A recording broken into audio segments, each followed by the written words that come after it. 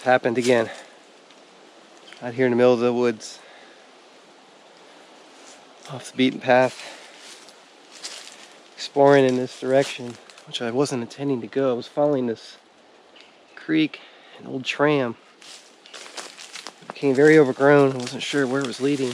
And I found myself straying off into this direction.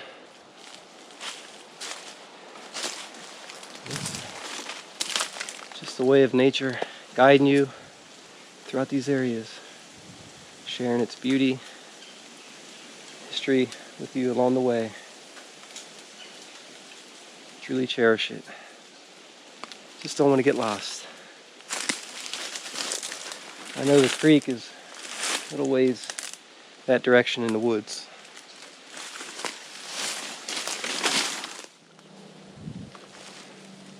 Out here exploring deep in the green swamp, a place of beauty and history. It's fascinating to think about that archaeologists have reported human activity in these areas as far back as 6000 BC. Well, this place has always been a home to an abundance of plant and wildlife, making it attractive for human use. The area was used by ancient peoples for hunting and food gathering, as well as collecting materials for making tools and weapons as well.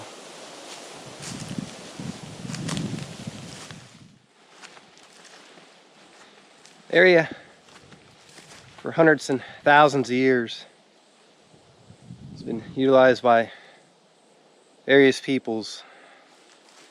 Now, during the 1500s, Hernando de Soto and the Spanish conquistadors, along with many other explorers, began their conquest of the New World, traveling through these parts of La Florida, which that's what it was known as back in those times, and beyond, in search of land and treasures and gold as well. They encountered various tribes, and much of the expedition went through a lot of these areas along the Withlacoochee River, not too far from here. It's hard to say who these explorers may have encountered in these areas where I'm hiking today. Not too far from this vicinity, the Tocobaga Indians inhabited much of the territories, and north of here would have been the Ocala Indians. So there were various tribes all throughout Florida these explorers came across, and sadly there was much conflict as well.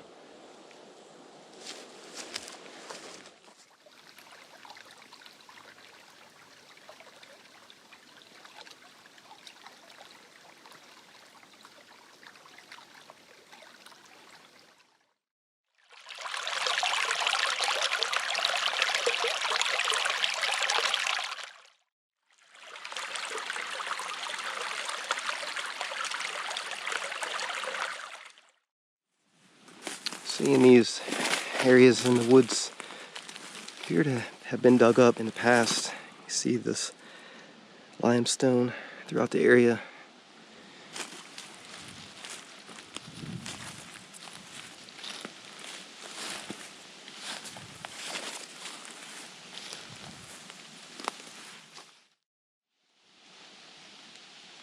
This limestone in these areas would have been a valuable resource for the natives over long periods of time. You could make tools and weapons from these rocks. Also used to temper clay pottery and items such as that.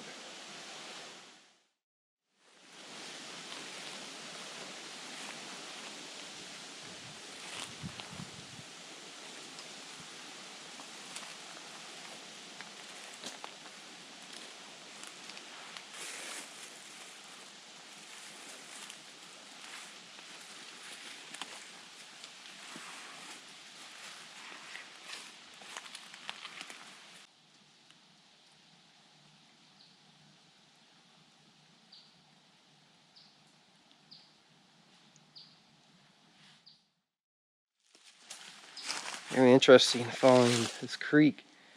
The water is really clear, and there was a quarry filled in with water not too far from this area, and that may be spring fed and is flowing into this creek here. That's why this water is so clear.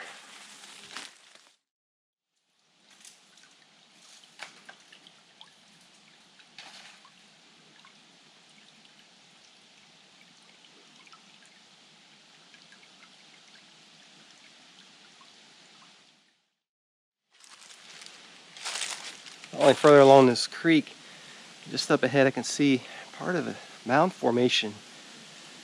Appears to be, and it may just be built up there along the creek that I'm following.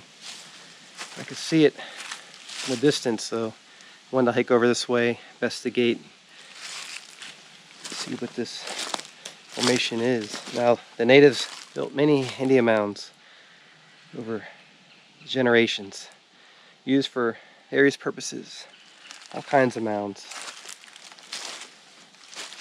Now, there are shell mounds, sand mounds, and some of these limestone mounds I'm seeing in the area as well. So all sorts of traces from the past. Here it's built up along the creek. You see part of this formation.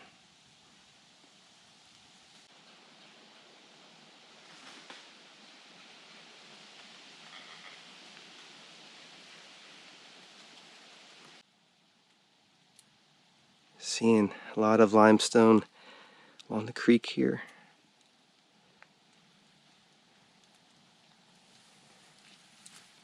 A lot of it's buried and covered up. You can see some large pieces here. And this one is really sharp. You can see why this material would have been valuable for making weapons that could be easily formed into a point.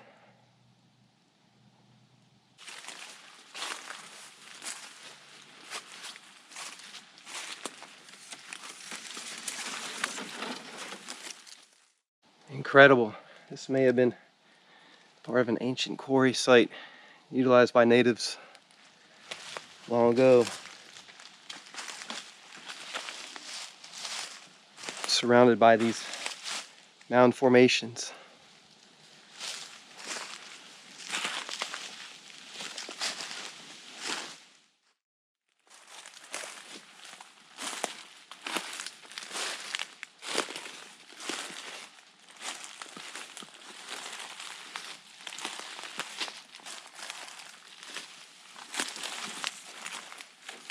Very interesting.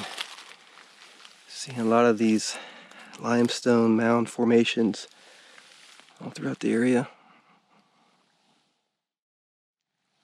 Straying a ways off into the swamps here. These creeks go in many directions, connecting to various waterways I'm seeing out here. Not long ago, natives would have stayed in these areas for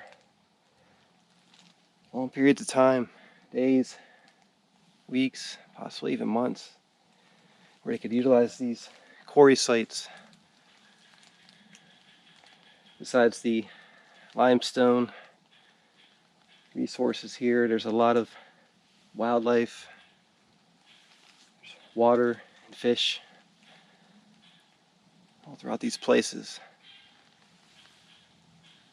The natives could often return to these areas.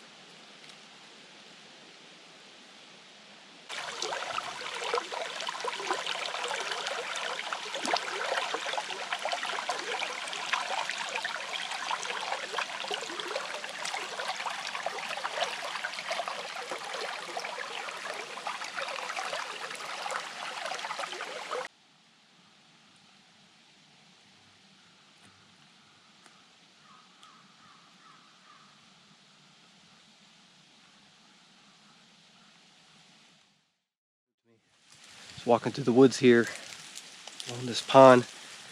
I didn't even see it. There was a large alligator 10 feet in front of me.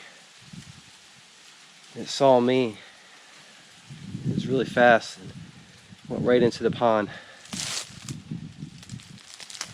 Just goes to show you have to be very cautious in these areas. And I could actually hear some baby alligators shortly after that making sounds. The gator went right into this pond. It had to be over 10 feet, possibly 12 to 15 feet long from what I could see, and I could just see the back end of it right into the water there. They're very fast.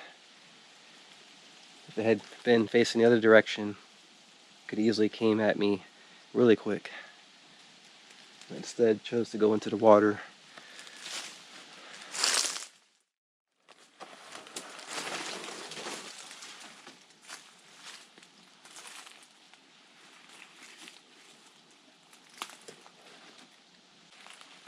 Seeing some citrus trees throughout the area.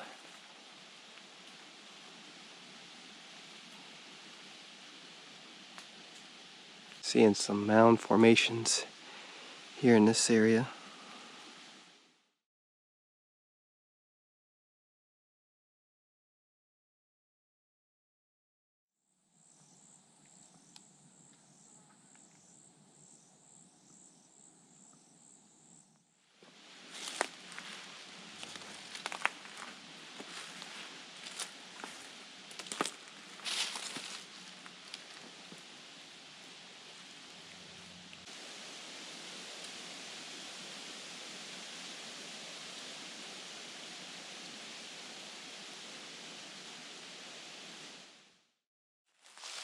Crossed over this small creek here onto this, what appears to be a tram, perhaps. Goes back into the swamps. There was a lot of logging and mining history in these areas as well. These trams were utilized to get far back into the swamps. Now there are creeks on either side of this area that's built up I'm walking on. You have to be cautious. Make sure I remember where I crossed over. I noticed a lot of these areas are shallow in the creek here, but it's very mucky. You try to step in there, you sink knee deep in, possibly even deeper, and you can't get out.